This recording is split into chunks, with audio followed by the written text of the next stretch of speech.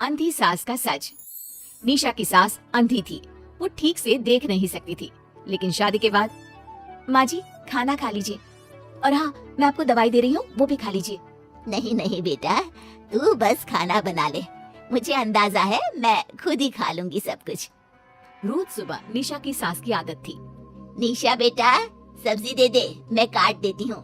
अरे नहीं नहीं माँ जी, आपको चाकू लग सकता है। नहीं नहीं बहू, मुझे अंदाजा है कि कैसे काटना है, काफी वक्त से कर रही हूँ ना मैं। वैसे भी डॉक्टर ने कहा है कि थोड़ा बहुत काम करना जरूरी होता है। माँ जी डॉक्टर ने कहा है तो दे देती हूँ आपको, लेकिन मेरा मन नहीं मान रहा। अरे बहू, काम नहीं करूँगी तो कैसे चलेगा, बिल्कुल ही अपाहिज हो जाऊंगी। निशा सास को वो जो काम बोलती वो करने दे देती है। एक दिन निशा की सहेली का फोन आता है। सास सुन रही होती है कि वो किसी से बात कर रही है। क्या हो गया रमा, हमेशा परेशान से ही क्यों रहती हो? आ जाओ ना कभी मेरे घर पर। अरे नहीं रे, तुझे परेशान नहीं करना चाहती हूँ। मैं जानती हूँ तेरी सास अंधी है। अरे कैसे मैनेज करती होगी तू अकेले? मेरे घर में मेरी सास कोई काम नहीं करती। मैंने तो इनको साफ कह दिया है कि काम करेंगी तो ठीक है, नहीं तो इन्हें वृद्धाश्रम छोड़ आऊंगी। निशा की सास सहेली की बात सुनकर डर जाती है। वो बिना निशा का जवाब सुने वहाँ से चली जाती है। सास के जाने के बाद निशा कहती है, अरे नहीं नहीं, मेरी सास तो पूरा काम करती है। वो सब्जी काट देती है तो मैं छोंक देती हूँ, वो आटा गूंथ देती है तो मैं रोटी बना देती हूँ। अरे माँ जी तो झाड़ू भी इतना अच्छा लगाती है कि किसी को लगे ही नहीं कि किसी अंधे इंसान ने झाड़ू लगाया होगा। तू तो किस्मत वाली है। अरे मेरी सास के तो सारे अंग ठीक होने के बाद भी मगरमच्छ की तरह पसरी रहती है, सारा दिन सारी रात। अरे पता नहीं बुढ़िया को इतनी नींद आती भी कैसे है। खैर वक्त बीतता है और एक दिन निशा मोहल्ले में पति के साथ जा रही होती है कि सास की सहेली मिल जाती है। अरे आंटी कैसी हैं आप? कहाँ जा रही हैं? तुम लोगों के घर ही जा रही हूँ बेटा, तेरी माँ ने बुलाया है, कह रही थी बहुत जरूरी काम है। वैसे तुम लोग कहाँ जा रहे हो?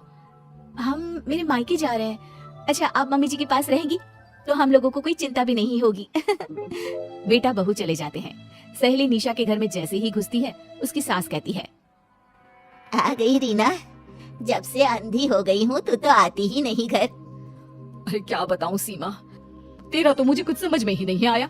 अरे जैसे ही बेटी की शादी हुई उधर तू अंधी हो गई, कैसे? मतलब समझ में नहीं आया। सास जोर जोर से हंसती है। अरे पागल हो गई है क्या? किसी अच्छे डॉक्टर को दिखाना, ठीक हो जाएगी। मन नहीं करता क्या दुनिया देखने का? कल को पोता पोती होंगे, उन्हें कौन खिलाएगा? तेरी भी तो बहू आई है, तेरे भी तो बेटे को बच्चा हुआ, कितना खिला लिया तूने। अरे हमारी तो किस्मत ही फूटी थी। लड़की की पहले दिन से ही डिमांड थी कि सास ससुर के साथ नहीं रहना, चाहे जो हो जाए। अब बोल क्या करती मैं?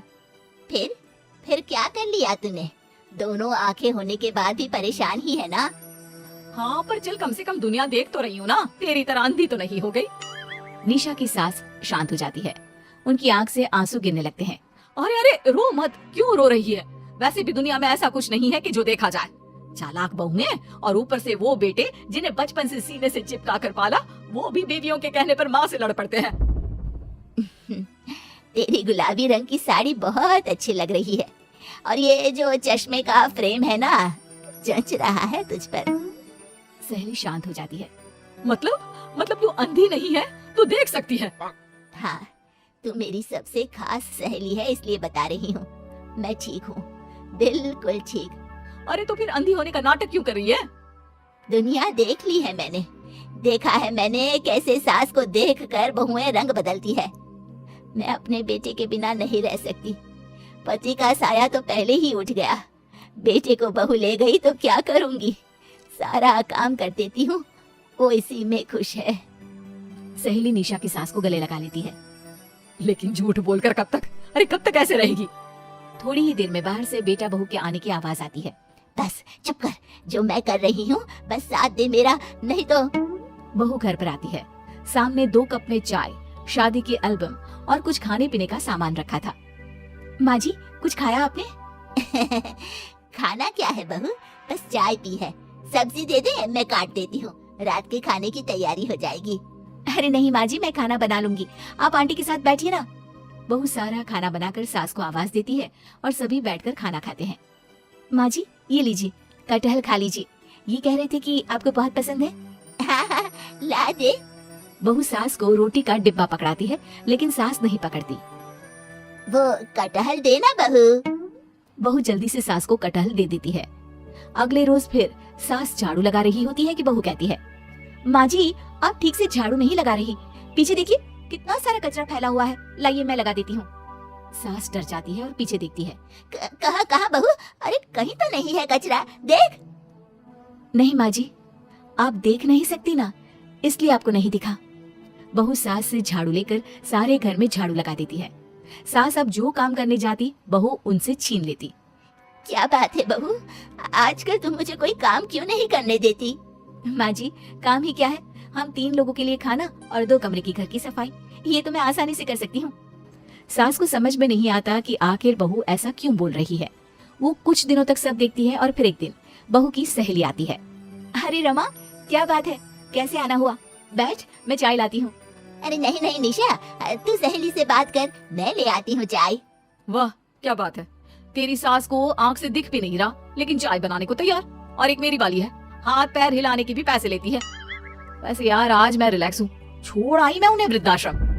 सास डर जाती है और अंदर से चाय बनाकर ले आती है, लेकिन डर के मारे सास के हाथ से चाय की ट्रे गिर जाती है। बहू की सहेली बोल पड़ती है, अरे कुछ काम होता नहीं है तो करती क्यों है बुढ़िया, एहसान दिखाने के लिए? अरे मैं तो कहती हूँ तू भी इस अंधी को वहीं छोड़ा। नहीं नहीं निशा बहू, मुझे माफ कर दे, गलती से ट्रे गिर गई, मैं सारा काम करूंगी, बस मुझे मेरे बेटे से अलग ना कर, मैं नहीं रह पाऊंगी उसे देखे बिना। बस माँ यही सुनना था। आप देख सकती हैं फिर भी डर के मारे जो नाटक आपने अंधी होने का खेला, मैं उसे खत्म करना चाहती थी। माँ जी आप घर की बड़ी हैं, मेरे पति की माँ है, मेरे लिए आपकी जगह भगवान से कम नहीं। आप अंधी नहीं भी होंगी तो भी मैं कभी भी आपको खुद से दूर नहीं करूंगी माँ जी, मेरा विश्वास रखिए। फिर निशा सहेली को देखती है। अच्छा होगा रमा कि तू मेरे घर से चली जाए, क्योंकि मेरे घर में ऐसे लोगों के लिए कोई जगह नहीं है जो बड़ों की इज्जत नहीं करते। सास चैन की सांस लेती है। जीती रहे बहू, जीती रहे।